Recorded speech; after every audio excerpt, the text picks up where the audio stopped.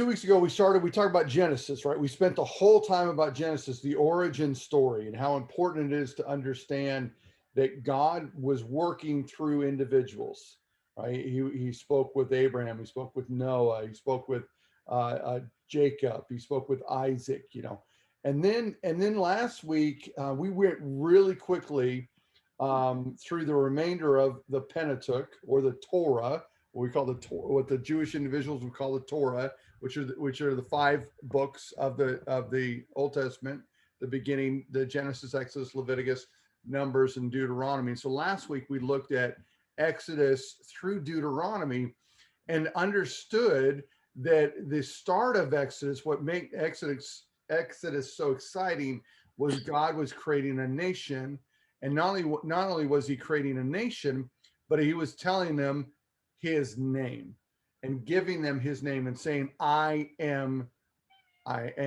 right? And so we see, as we saw through Exodus, Leviticus, Numbers, and then Deuteronomy, this change of what God was doing. So at the end of Deuteronomy, if you remember from last week, is really a retelling from Moses to the people. This is all the things that you've agreed to. This is all the things that you've heard and you must do. At the end of Deuteronomy, what we have is the death of Moses, okay?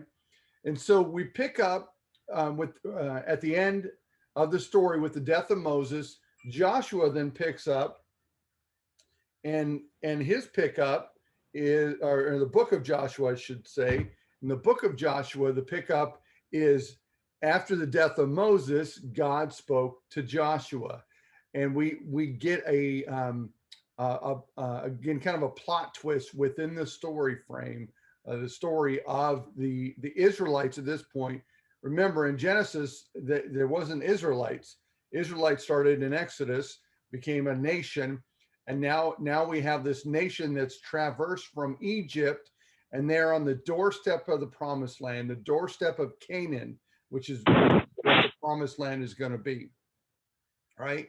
And so that's where we pick up. So the beginning of Joshua, God told them, hey, Moses is now dead.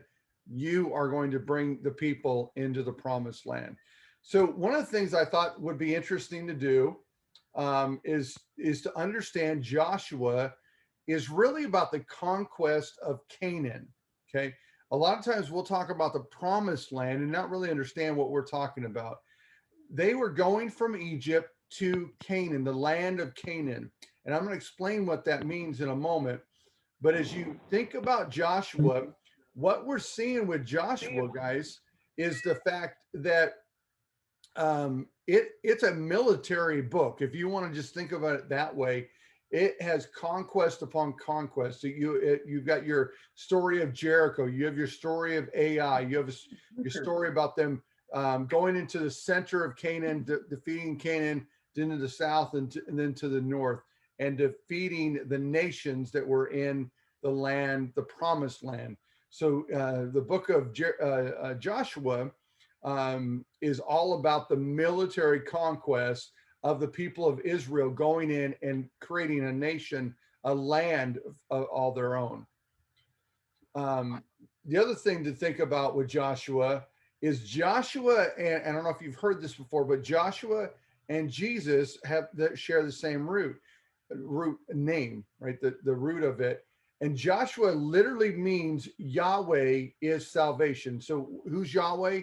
Yahweh is God, right? It's what we call the proper name of God. So Joshua literally means Yahweh is salvation. And so when you talk to a Jewish individual, they talk about the book of Joshua. What they're talking about is this understanding is Yahweh. God has brought us salvation. He's brought us into the promised land. He's given us the land that he's promised us. And that's really what salvation is for you and I as well, that God has brought us into the promised land, that promised land that we are reconciled. Remember on Sunday, I talked about ministers of reconciliation, that he's reconciled us to him. And so when we read the book of Joshua, yeah, it's all about the military conquest, but it's more than that. It's about Yahweh. It's about God bringing salvation to a people. So what I thought, and I hope you guys can see this fairly clearly, what I thought would be interesting to do is to take some time and talk about the journey and get an idea of the land. I think sometimes when we read the scriptures, we don't really understand the places that they went and the significance. So if we look over here, and I'm assuming everybody can see the screen. Oh, I haven't shared the screen yet. I was going to say, I see you. How about now? Yay. There you go. Yay. That makes a lot more sense. I'm so sorry. So here you go. Hopefully you guys can all see this. So this is a look at the journey of the Israelites from Egypt. So the Exodus, during the Exodus time, all the way into when they were starting to go into the promised land. So if you can can you see my cursor? Yes. Okay, thank you. So here we have Egypt. Okay, so on the northeastern coast of Africa, you got to get your bearings right there. So we have Egypt. This is where they would have started, in this area of Ramses, right? And so as they would begin to travel, so Moses goes into Egypt. The Pharaoh says, "Hey, let my people go." Pharaoh finally lets them go after all the plagues. We've talked about that, right? After all the plagues, and they come down. And so here is the Red Sea. Okay, so when they're talking about crossing the Red Sea, they believed it happened right around this area. Okay, so they cross the Red Sea. They're traveling, and they get down to Mount Sinai, to Horeb. Now, this area is where we find the Ten Commandments. Okay, this is where Moses would have went on the mountain, spent time in the mountain, right? 40 days. So they've traveled fairly far in a short amount of time. And Moses goes up, he's there for 40 days. God gives him the Ten Commandments. He comes down. You guys kind of know that. We talked about the golden calf last week, right? That whole story. From there, they begin their northern trip. Okay. And so they take a right, and they're coming up here, and they get to this point, as in Geber, and they take a more northerly route, and they're going to the left up here to a place called Kadesh Barnea. This is the 12 spies moment. Okay, so in this we find Moses' time, right? Where he's telling the story. They get to Kadesh Barnea, which is in the southern part of Canaan, the land of Canaan. Okay, which is we can kind of picture it. And I'll show a better picture of Canaan in a minute. But right here, so they're at the southern port right here, and Moses gets 12 guys. And if we remember the story of the 12 tribes, or the 12 spies, I'm sorry, he sends the 12 spies in. They look at the land. They come back and they report, "Hey, it's just as great as we thought, but we can't do it." Remember, 10 of them said, "There's no way we can do it." 2 of them, by the way, one of those is Joshua. 10 say no, 2 say yes, we can. They rebel, right? And God basically says, "Okay, enough's enough. You guys aren't going to the promised land." Okay. And so if you kind of picture this as a people right now, right? So they've traveled from Egypt, they travel all the way down, right? They've come back up again. They're up in this area in a short amount of time. And then all of a sudden, God's like, "Nope, okay, you guys don't think you can do it? Well, you're going to go on a 38-year journey now." Okay. Really, we talk about 40 years. So 40 years was the whole journey. So about a 38-year journey from Kadesh Barnea, and then through the wilderness of Zin, now all the way back down, if you can picture that, all the way back down to where they started in Ezion Geber, and then back up. Okay. The wilderness of Zin, I didn't even talk about. This is actually where Moses got really frustrated and struck the rock, and he rebelled against God, and God said, "You're not even going to enter into the promised land." Was right in this wilderness of Zin area. So the people of Israel, again, take a 38-year journey from here all the way back down to here and then up again. At Mount Hor, Hor, is where Aaron dies. Okay, so Aaron dies. They park there for a little bit. Aaron dies. They mourn for Aaron. Okay, they push on through the land of Edom, the land of Moab, the land of the Ammonites, all the way up. And here's the Jordan. Here's the Jordan River. Okay, and this at Mount Nebo is where Moses dies. Right? So this is where Deuteronomy comes into play, right? The book of Deuteronomy, God or Moses begins to tell the people, remind them all of all things. And they are parked right here because this is the land of Canaan. Now, if you can just for a moment, think about that journey and think about how close they were to the land of Canaan when they sent the 12 spies in. And yet it took them 38 more years to come all the way back down, all the way back up again. And instead of come from a southern route, they had to go from the northern route.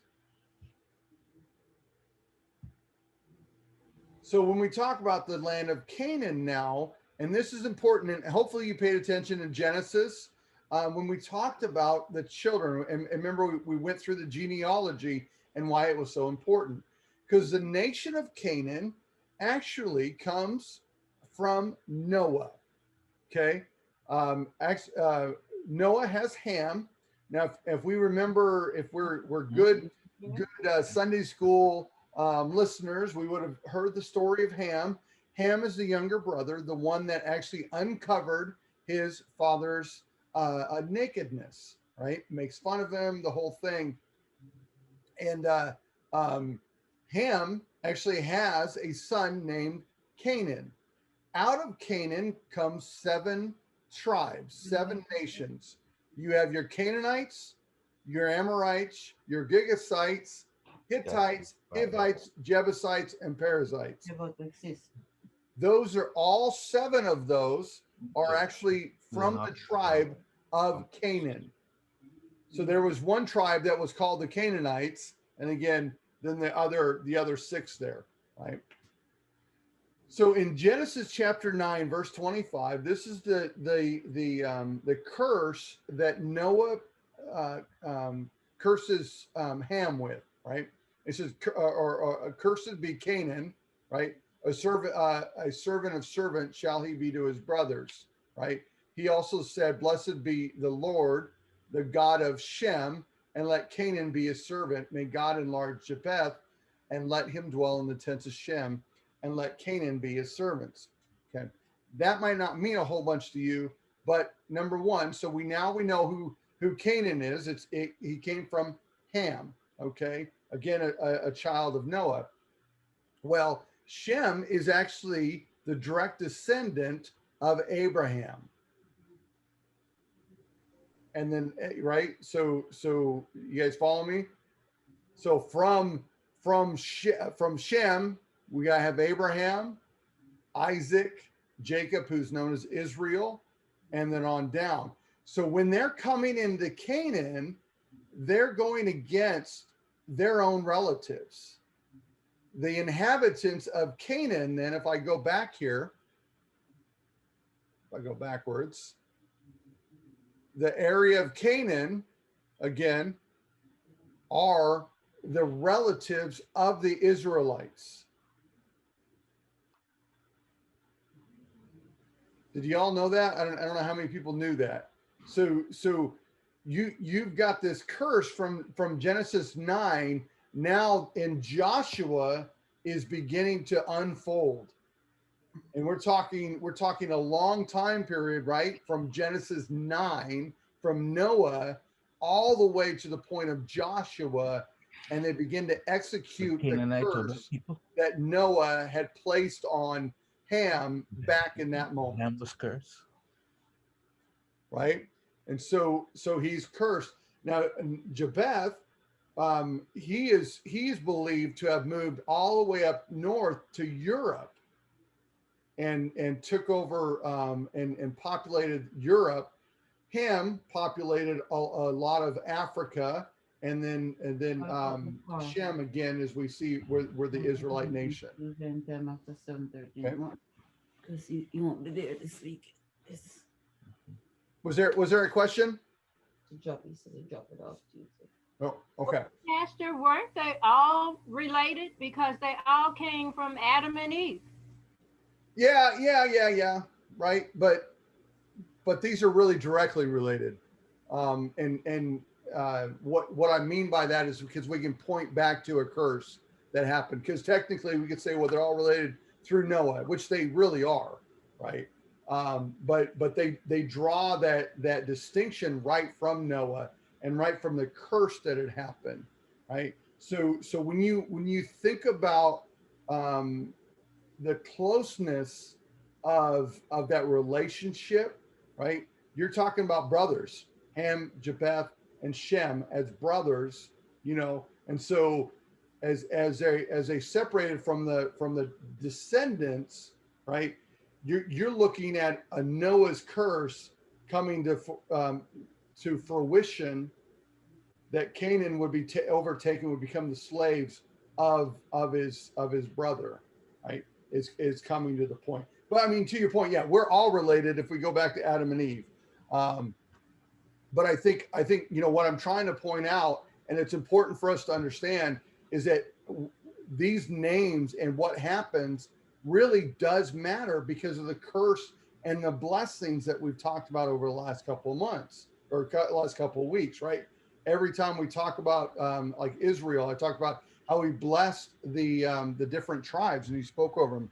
We see those happening, because then this next slide really is interesting. So this is the land of Canaan. If you can kind of see the line here, right? This is what the land of Canaan would have engulfed. Okay, you got to see that line all the way around. And what you have around those areas. So we've already talked about the seven nations within, which were the Canaanites, again, direct descendants from Ham. But then around them, you have the Hittites, who were actually also a descendant of Canaan. The Amorites, also a descendant. They were in the land of Bashan. Bashan is all about a fertile land, right? So those two nations, actually, as they were, we read through Joshua and into Judges, we actually read that they didn't complete the conquest that God had asked them to do, which was to wipe them completely out. Those two nations end up moving north. To the right, you have the Ammonites and the Moabites, and those we talked about were the descendants of Lot. Remember the girls, Lot's daughters, right, had children. Loami, which are the Ammonites, and Moab, who are the Moabites, Lot's descendants. To the south, you have the Edomites, which were Esau, so Jacob's brother Esau. That's where they settled. And then you have the Philistines, who become this huge issue for the Israelites all the way until King David shows up. And they're over on the left here. And this one's, to me, is interesting. I like archaeology. And over the last couple of years, they've done some extensive digging in the former land of the Philistines, because there's not a lot to be known about them other than some biblical texts and some text from the land of Egypt. But they've done a lot of archaeological finds, and they found some burial sites of Philistines. And when they did the testing, they actually found that they were related to the Saxons, Europe. Okay.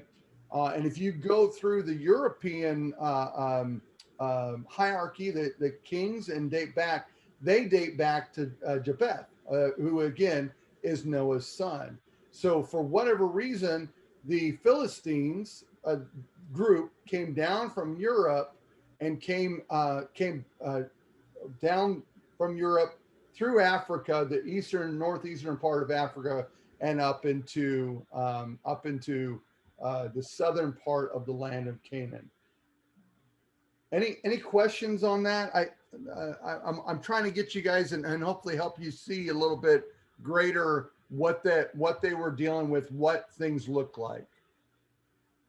Have you already covered where they went and battled the Canaanites and they didn't destroy them all? And Yeah, to the point of that, that's why you've got like the Hittites and the Amorites are on the northern side, right? They pushed them out or they became slaves, and we see that they continued to cause issues all the way through in this nation because they didn't complete the conquest that God had for them. God sent them into Canaan and told them to destroy all of them. They didn't destroy them, and then that's why as you see this map, you could see the Hittites and Bashan, which again was where the Amorites were, and again those are direct descendants of Canaan as well. Yeah, it's because of that Joshua had such a struggle being in charge, because the Israelites actually became like the Canaanites, and that's what God was trying to prevent. And then he promoted like the 3 leaders of the tribes, and each one got worse than the next until David finally came along. Yeah, and so we're gonna get a little bit into that. So when you look at this conquest and what they were given, God gave them some great land.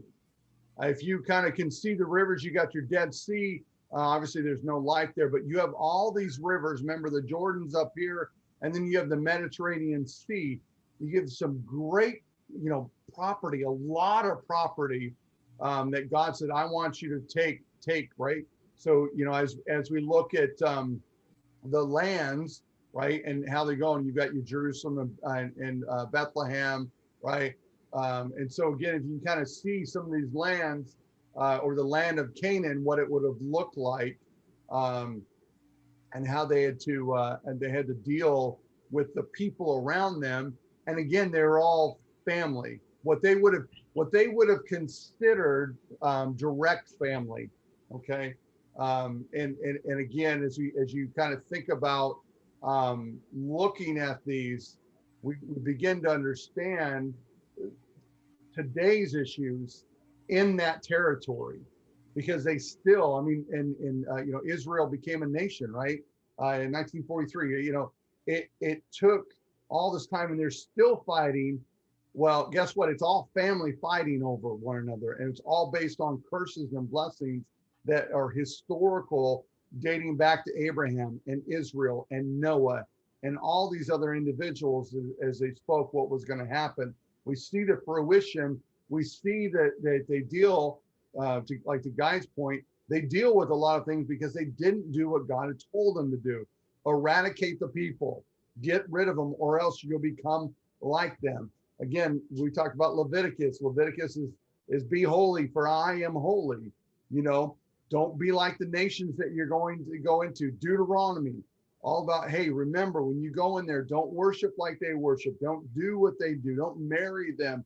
Don't. Listen, because you are a holy people and you're supposed to be holy. And yet they go into Canaan. God gives them this great land, and yet they do not complete the conquest. And even into the book of Judges, we see that Judges, and I'll get to that in a moment, even in the book of Judges, we find at the very beginning, they didn't complete what God had called them to do. And that causes them problems throughout the whole book of Judges, all the way through Samuel, Saul, who's the first king, David, and even it continues on from that point until today. They're still dealing with the sins of the past, the sins of the descendants, because they never took care of business when God told them to take care of business. So this is what the conquest would have looked like, or the distribution. So in the latter part of Joshua, what we find is they get there, right? They get to Canaan, and again, we kind of see it's a little different map, but you can kind of still see the same concept. Here's the Dead Sea, Jordan River's up here, right? And so here are the 12 tribes of Israel, and they are given land. They're allotted land. Sometimes you'll hear like the half tribe of Manasseh and Gad, right? That's why they've got this half and then this half, right? And so you have the 12 tribes, and they were all given property. And what's interesting, again, if we go back to the Jacob, Israel, the man Israel, as he blessed, you actually begin to see that here in the map itself, because they are allotted land. Asher's allotted by the sea because he's a a nation, right? Nation that works that, right? So you look through it, and you begin to see all these different tribes, and the impact that it's going to have, not only on Joshua, the time of Joshua, but all the way through to King David, and then even beyond, as they begin to separate, because you can see how things are separated. So if you can imagine, they came in, right? They came into the middle, and they began to fight the Canaanites, right? They had Jericho, they fought Jericho, Ai, they took that, and then went south, they took that, went north, took that, and then they began to split up the property, and each of the tribes went to its own land. This causes some major issues, because if we remember the story, if we understand the story at all, God tells them, you will worship in one central place, right? Well, where's that one central place? Well, I want it in my tribe. No, I want it in my tribe, right? And so when you look at it, there becomes this fight. And then actually, as you begin to read, that Manasseh sets up a place of sacrifice. And then the people get together, the other tribes get together, and they're going to go war against Manasseh, because Manasseh on the eastern side of the Jordan River should not have set up an altar, right? So they've come in, and instead of defeating the Canaanites like they were supposed to do, they end up fighting one another because of the territory, and because they were wondering, well, we want God to be on our side, we want God to be in ours. We're worried that this is going to happen or that is going to happen. So in the book of Joshua, you see this conquest, and then you see the distribution of the property, the land, and in that moment, you also begin to see a fighting begin to happen within the tribes over the importance of their property, the importance of where God is going to be, or where the temple is going to be, the tabernacle, the tent of meeting is going to be.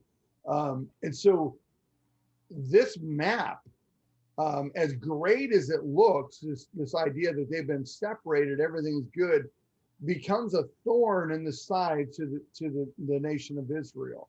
Because again, they're always looking at the other properties.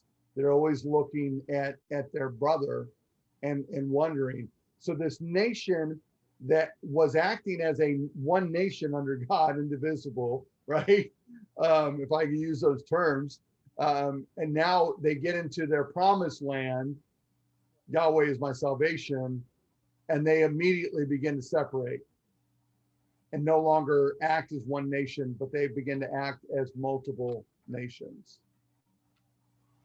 So it becomes a thorn that ends up really destroying the nation of Israel for many, many years. So before I go on, any questions on it? We're going to go into Judges now, because this will help us understand this part of the story a little bit better. Oh, sounds good. Okay. All right. So as we go into the book of Judges, the book of Judges, the Hebrew name is Shofet, which is really, judge is not like a judicial, what you and I think of judicial. It's a military leader, okay? Not a king, not a judge, but a military leader. Think of a general, someone that's going to come in and lead the people in attacking. Well, who are they attacking? Well, if we go back, right, They're attacking the Canaanites that they didn't get out, right? They're attacking the Hittites, the Amorites, the Ammonites, the Moabites, the Edomites, the Philistines, right? These are all people that are coming in into the land that they were supposed to have taken out the majority of them already, but they didn't do that, right? So the book of Judges comes in as a military leader. You know, the individuals are military leaders. And what we find in the book of Judges, it's a cycle of sin and redemption. The people sin, and then God redeems them. People sin, God redeems them. So the cycle kind of looks like this. The Israelites sin. God punishes them by sending an enemy to oppress them. He uses, you know, the Amorites, the Hittites, the Edomites, the Amorites, right? He uses all these different people, the Philistines. They come in, they attack them, and they begin to have to serve those people, right? Serve the others. When again, what was the promise? Well, the promise, whether from Abraham, Noah, Isaac, Israel, was that they would not have to serve anyone, but the others would serve them. But again, they didn't do what God had asked them to do, not only in conquering the people around them, but keeping holy. So they didn't remain holy as they were supposed to. And so God said, okay, well, here comes the curse that I told you would happen, right? And so for a number of years, they would be serving these individuals. And then finally, they would get fed up and they would cry out to God, pray for forgiveness. God would send a deliverer, a judge, to free them. That judge, again, would come in, would bolster the military together somehow. And in each story, it's a little different. And then move and kick those people out of Canaan, out of their land. And then the peaceful reign would happen. And then guess what? The cycle would start all over again. Israel would get comfortable where they're at. They'd forget about all that God had done for them. They'd begin to sin. God would punish them. And that's the cycle of Judges all the way through. But what with each cycle, what we see is that the status of the Israelites deteriorated a little bit more. And what I mean by that is that this massive nation of Israel, this nation that was God's nation, right? And that scared so many people when they were on the march, no longer, and as farther it went, the people around them, the nations around them began to not care about them or believe that they were God's chosen people. And the moral decline of the Israelites became worse and worse, right? So when you see it the first time, right, the first judge comes in, and it's a massive reawakening for them. And they turn back to God with all their heart, and they do a mighty victory. But then it just goes on. And I mean, Samson's a great story, right? When we think about the picture of this, Samson, who was a judge, was a very immoral character. When you think about what happened and everything that went on, Samson was not one of those people that you would want to put out there as saying, this is our leader. Look at the moral character of this leader. But the nation of Israel had gotten so corrupt that he actually looked like he knew what he was doing, that he had some morality to him, you know, and this guy who slept with a bunch of people and did all this other stuff, right? Because their moral lines begin to blur. And so the Israelites, as the story of Judges goes on, the Israelites look less and less like the holy nation that God had said them to be, had put them into Israel or into the land of Canaan, the promised land to be. And they began to look more and more like the nations around them. So every time we see them, they begin to sin, their sin actually becomes greater and greater. They begin to worship the gods around them, right? They begin to, at some point, sacrifice their children to the detestable god Balak, right? They start doing things that they would have never thought of Where at the beginning, even though it was moral failure, it wasn't as bad as that, but it got worse and worse as the cycle went on. And the book of the Judges actually ends, Judges chapter 21, verse 25, the last line of the book of Judges. In those days, there was no king in Israel. Everyone did what was right in his own eyes. There's a big problem, and this is a turning point within the nation of Israel, because God said that you are not going to have a king. You don't need a king. I am your king. Amen. Can I get a witness in the house? You guys follow me? He said, I'm going to be your king, and you're going to be holy as I am holy. That's what I've created you to do. But by the end of Judges, they're not even asking for a military leader now. They're starting to think, well, you know what? Who cares? Nobody's leading us, and we're going to do whatever we want to do. That's where the book of Judges ends. And what a horrific end when you think about Genesis and Exodus, Leviticus, Numbers, Deuteronomy, all the great stuff. You think of the beginning of Joshua and the conquest of Canaan, and just Jericho alone was such an incredible thing. But so many miracles, so many things happen. And then in really what seems like a short amount of time, it's several generations, but a short amount of time, at the end of Judges, they're like, we don't need a king. We don't want a king. We're going to do whatever we want to, right? We're no longer one nation under God. We are our own people, and we're going to do our own thing. And so when we look at Judges, it's not just this cycle that happens where they sin, God frees them again after they repent, and it goes over and over again.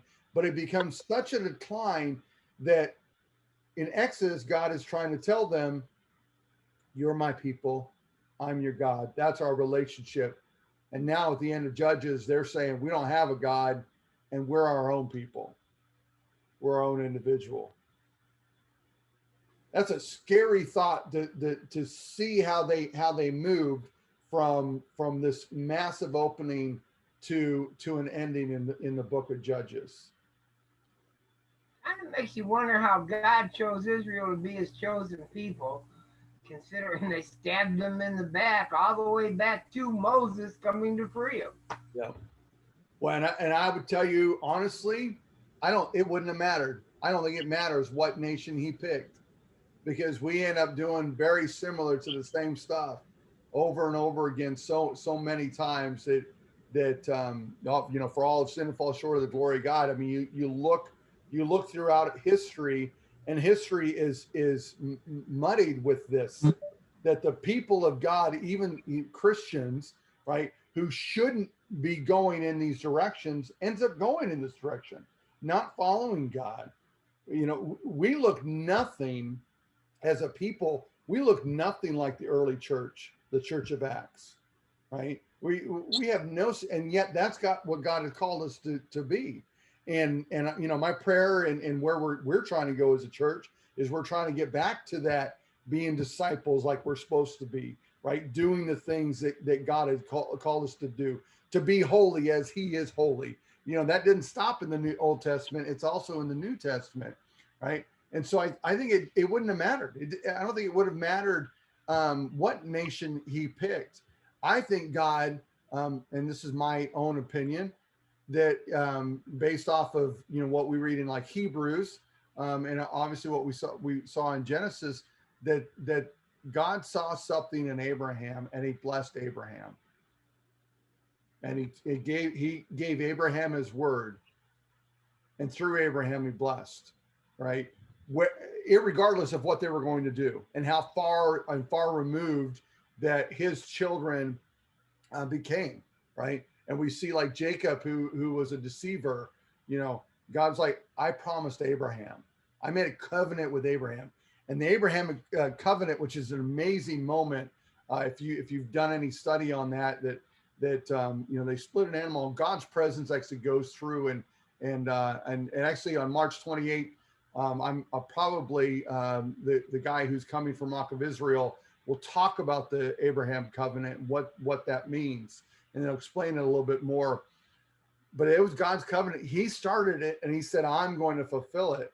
And when the great thing is when God says something, he's going to do it irregardless of the people. Right. And so, you know, when you look at this story, it really, it's amazing. It tells me how much of a loving God he is, because he could have killed every one of them and started all over again. But he made a promise to Abraham. He made a covenant with Abraham and said, you are going to be the father of many nations. And through Isaac, I'm going to fulfill that promise. And we see that promise being fulfilled irregardless of the people themselves. Now, their life could have been a ton better if they would have done what they were supposed to do, but they made a decision not to do what they were supposed to do.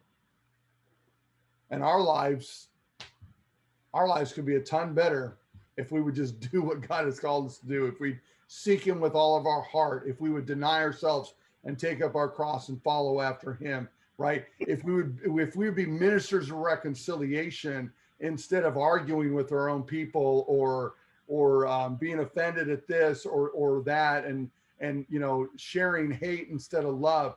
By this, you know, by your love for one another, they'll know you, right? Well, we know the Christian nation is not known for its love. It's known for what it hates, what it's offended by, what it tries to separate, right?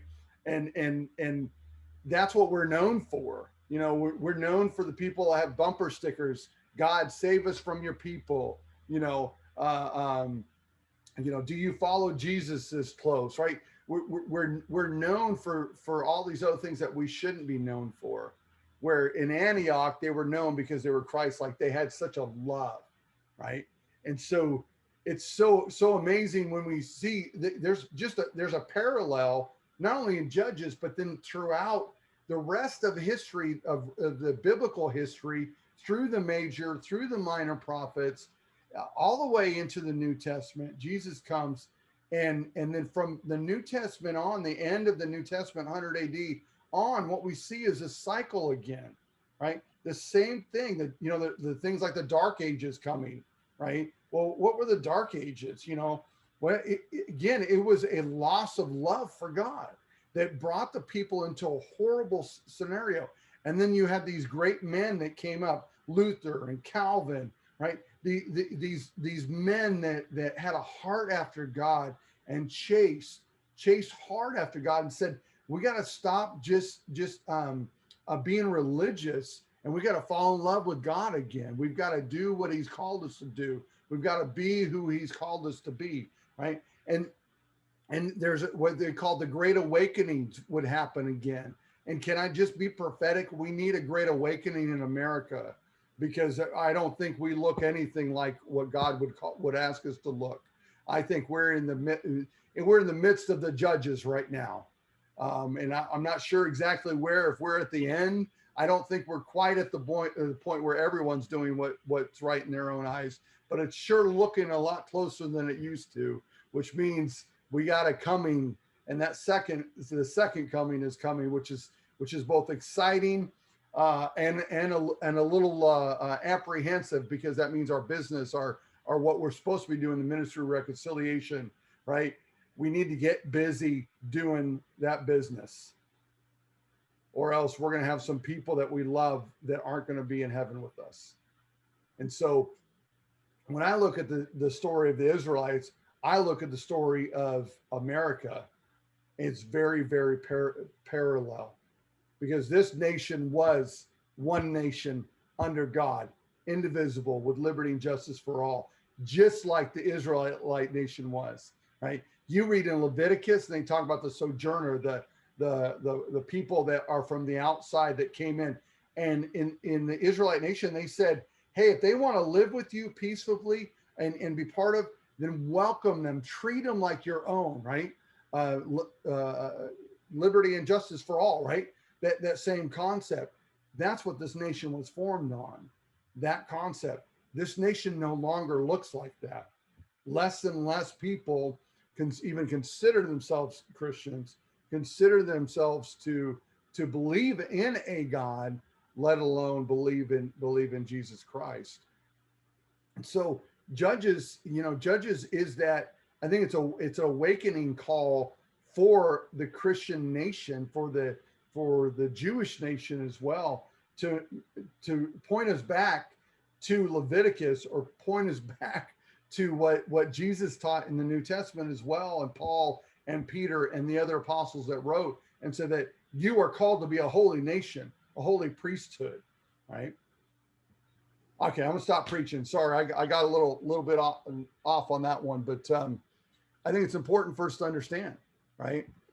Because then we get to Ruth, and Ruth is an interesting book, because Ruth could actually be plugged into the book of Judges. It actually happens during the time frame of the Judges, believed to be around Samson or Gideon, one of those two judges. If we know Ruth, Naomi is the mom, right? That goes into Moab. Ruth chapter 1 verse 1. In the days when the judges ruled, there was a famine in the land, and a man of Bethlehem in Judah went to sojourn in the country. So he traveled to Moab, the Moabites, he and his wife and his two sons. And if we go back here real quick, right? So Bethlehem, right? And they went to the Moab. You can kind of see that was a journey that they took. So there was a famine in the center of the Israelite nation, right? And again, what they would have called Judah. Here's Judah. So you can kind of imagine Bethlehem's right around here, right around the J part of Judah itself. So they end up going to Moab, right? To their neighbor to get sustenance, to get food, right? So when we read a story like Ruth, we've got to ask ourselves, and this is the same with any book, but Ruth as a narrative, it's one of those narrative stories, right? We need to ask ourselves, what is God saying in this moment? Because it's an interruption, if you will, from the chronological time frame, meaning you have Genesis and Exodus, Leviticus, Numbers, Deuteronomy, right? Death of Moses, Deuteronomy, Joshua takes over, end of Joshua, he dies. Judges, Joshua is now dead. The people start doing what they want to do. End of Judges, people are doing what they want to do. And then we go to 1 Samuel, and it picks up the story there. But in the Bible, you've got Judges, Ruth, and then 1 Samuel. So it kind of interrupts that chronological viewpoint. And so we can kind of get confused by that. But Ruth, there's a reason that Ruth has been included in the Bible. Okay. And there's multiple reasons. And I kind of wanted to share those because it helps tie some things in for us. And I think it helps us understand the remainder of the Old Testament and what's happening, and points us all the way to the future. So number one, it's about, we have now the Moabites are back in there. Now, if we remember, Moabites are descendants of Lot. Okay. And so you have Naomi and her husband, and they go to the land of Moab, the Moabites. They've got two sons. Their two sons marry Moabite women, and they end up dying, right? The two sons die, the father dies, and Naomi finds out that it's safe to go back home, go back to Bethlehem. The famine is over, which means that the people had repented, turned back to God, and God was beginning to bless them again, right? Because again, that's the story of Judges. That's what happens. So you got Moabites. You also have something interesting in this story. You have an intermarriage that is actually blessed. Now, for some of you, that might not mean very much, but understand that in Leviticus, it said you will not marry. You will not marry outside of outside of the nation, right? And here they have it. They have the marriage to this Moabite woman, Ruth. That's who she is, Ruth, right? Is blessed by God. and blessed by the people. Right. So that's an interesting kind of a storyline there. The Levitical law.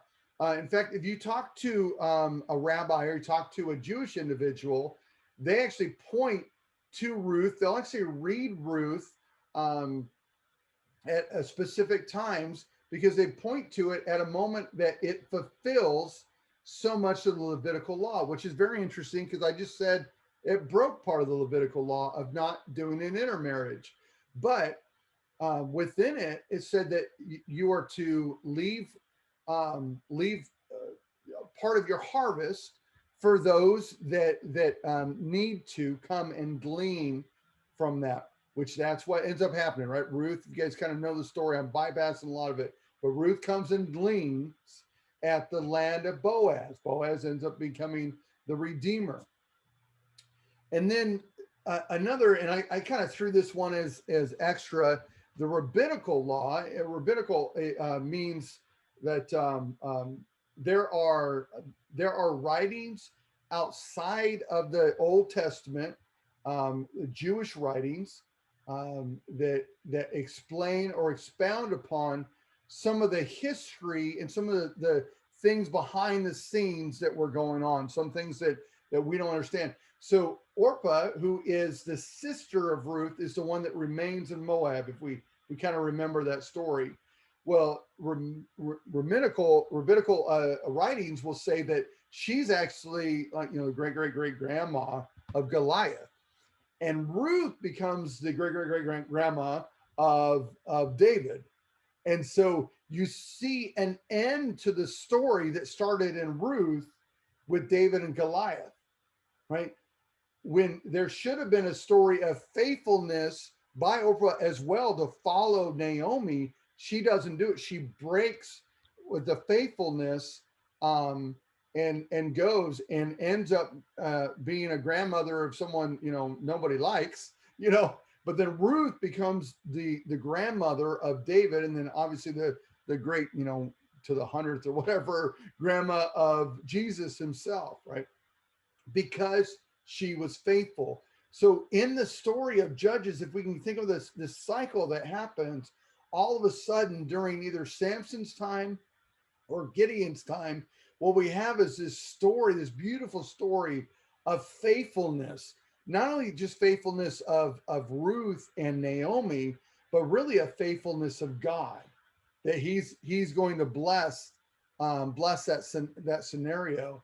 And in fact, there was a rabbi named Zierah.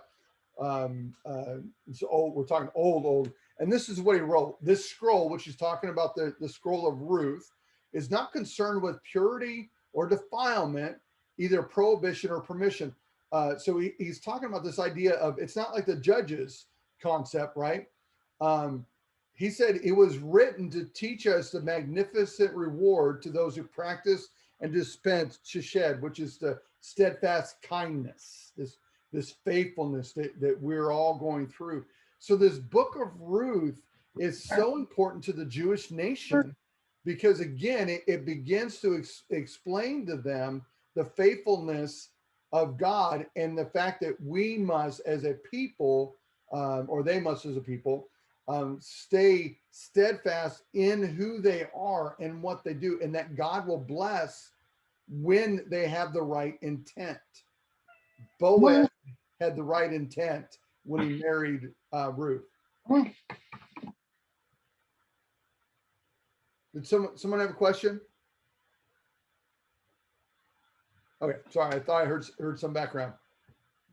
So the story, as we see of Joshua, again, is this conquering of the nation, but what had started as the upward trend, and they reached the pinnacle of the nation of Israel, to the story that started in Genesis, right? So you got Genesis down here, and you got this awesome ride of the people of Israel. They get to Joshua, they inhabit the land, they disperse the land, and then all of a sudden it starts to come down very, very quickly into the book of Judges.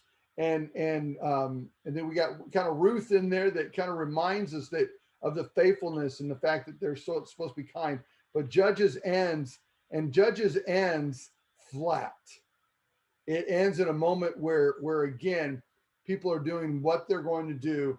And that's where next week, we're going to pick up with Samuel, because now, again, it's another plot twist in the story of the nation of Israel.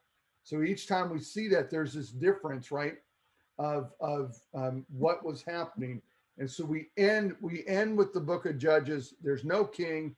Everybody was doing it in their own eyes. And then we're going to start with First Samuel, and we're going to hear about how the fact that no one was hearing from God and hadn't heard from God. And then we're going to start reading about a man named Samuel, and what ends up happening from Samuel. And we're going to go through 1st, 2nd Samuel, 1st, 2nd King, 1st, 2nd Chronicles, because so much of those stories are very similar stories. And I'll explain how we kind of read through those 6 books and get a better chronological understanding of the story and the movement of the nation, and again, God's interrelation with that nation. So any questions on any of that? I hope that was helpful. Hope seeing the maps helped a little bit, begin to understand the people. Very good.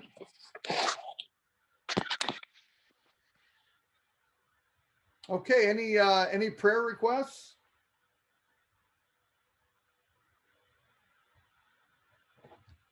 Frank. Remember, Gay. Okay, yeah.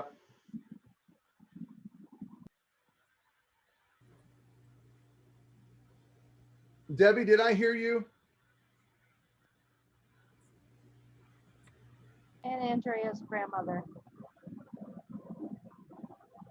Question I had. First of all, can you hear Frank?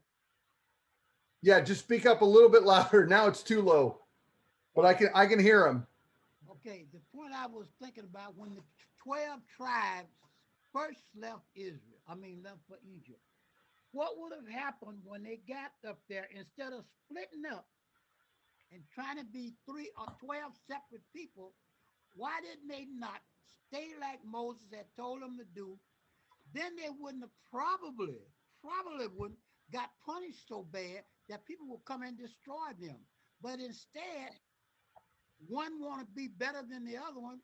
It goes back to that old saying, together we stand and divided we fall. Yep. Yeah, it's a great question. And I always wondered what would have their life been like if they would have just listened to the 12 spies, or didn't listen to them, listen to the 2 spies. Imagine how short that trip would have been.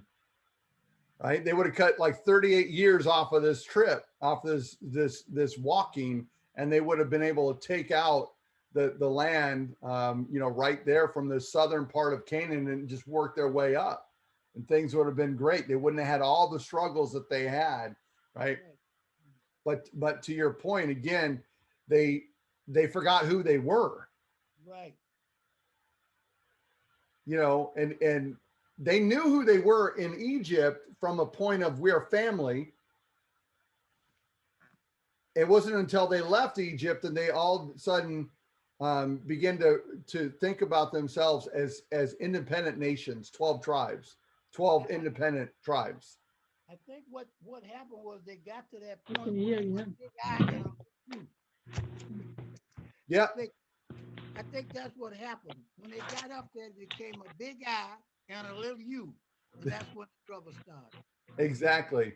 Solange, did you have something? Yeah, Pastor. Hey, Mike. How you doing? I think the book of Deuteronomy explains a lack of faith, because they were supposed to go over Jordan and take that land. God said, I'll give this land to you. But they had all kind of excuses why they didn't want to go over there and fight. So like you said earlier, God said, okay, that's enough. You don't want to go, you ain't got to go. You turn back in that desert, you go walk around that desert a little bit longer, think about that. 38 years longer. I mean, that's, that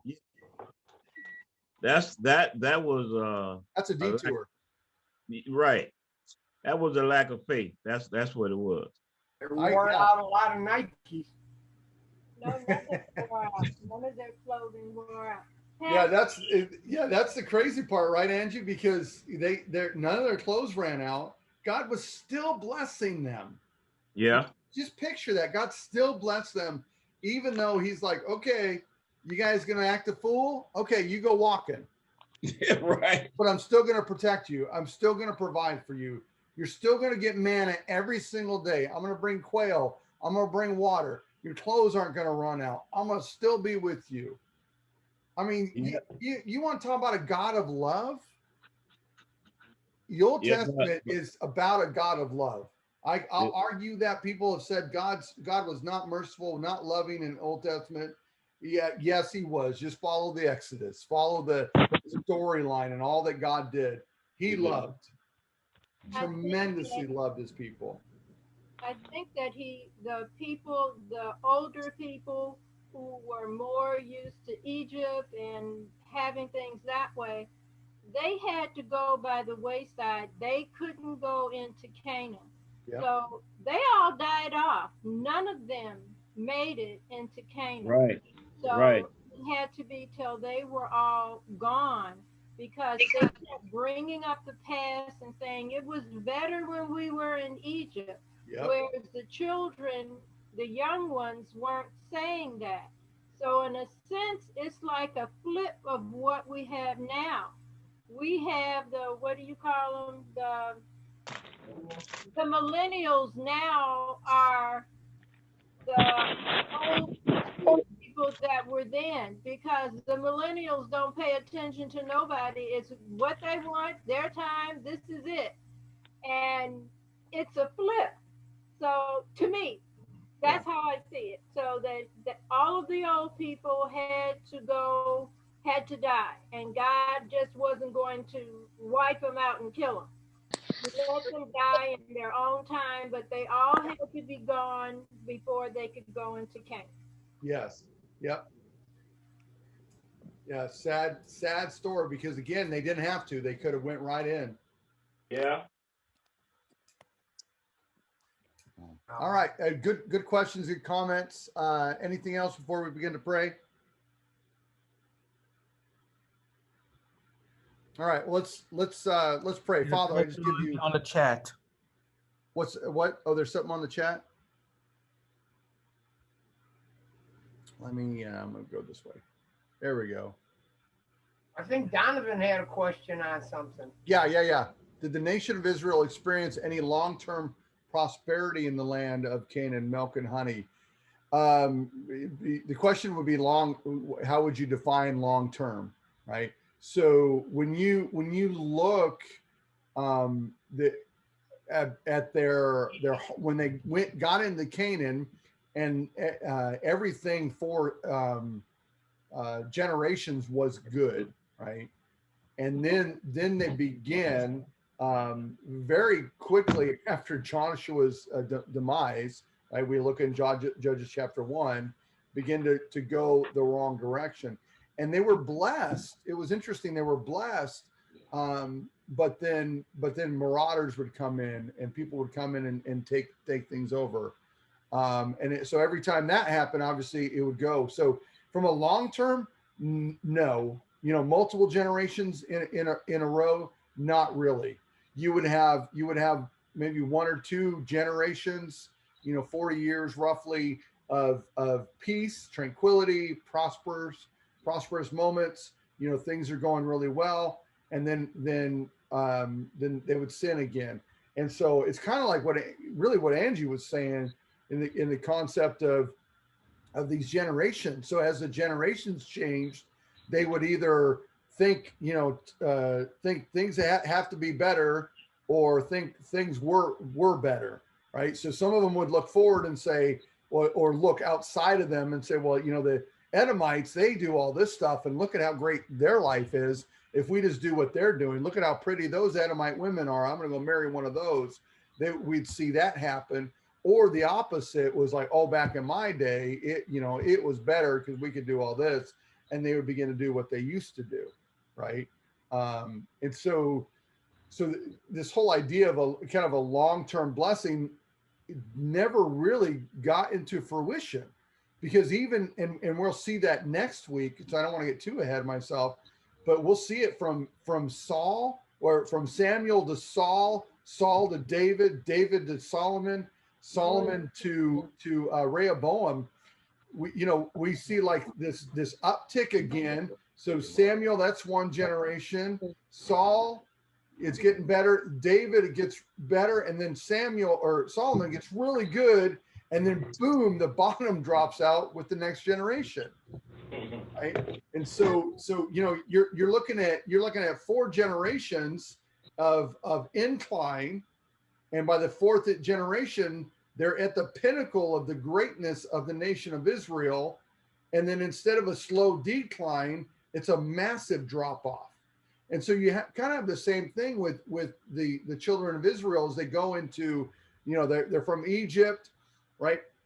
Moses, you gotta remember Moses and Joshua, their generations were long. Joshua died at 110, right? They're, big, they get in the promised land. They got the promised land. They've kicked they've killed almost all the Canaanites, but they kicked all of them out, right? And so they've got the whole thing. They're at the pinnacle, and then Judges happen, and it's not a slow decline. It's really another drop off that happens. And then what you've got are, the best way for me, it's just like these waves, right? They're just going through, throughout the whole book of Judges. So where they should have, to Donovan, to your point, man, they should have had this amazing property, that milk and honey that you're talking about, and did everything right, but they never stayed true to God long enough for that to be put into fruition. Right. So like when they would plant trees, Levitical law says you plant a fruit tree, for the first 4 years, they can't eat from the fruit tree. First 3, they can't touch it. The 4th year, it's holy and it's given to God. And then the 5th year, then they could start eating from it. Well, it's a picture of that generations that happen, right? So they're, they don't have the full fruitness, but then by the 4th year, which is a holy year, and it's supposed to be given all to God, by that point, they mess up so badly, they don't get to eat of the fruit on the 5th year. Rehoboam comes in, like we'll look at next week, and he comes in and instead of eating from the fruit that has been provided, that the 4 generations before him set up, he destroys that, so they never get to eat from the fruit. Oh, Frank. I can't think of the name, but there was a judge when the Canaanites, the Jewish people wanted the Canaanite gone, and they couldn't fight him, so they sent for this one judge. And when he came, he says, well, I have to make a sacrifice before he would fight them. He was going to kill his own daughter as a sacrifice, and he was a judge. Yes. So he was supposed to know better, but the judge was going to kill his own daughter to make sure that he had victory. That's really how far they really fell. Yes. That was that moral decline I was talking about, right? And again, as you read the book of Judges, we can't bypass that, because we begin to see how they could go from conquering the nation of Canaan, getting into the promised land, God is our God, look how great things are, to we don't need a God and we're our own people. And it happened within those short amount of time. Frank, you had a question or statement?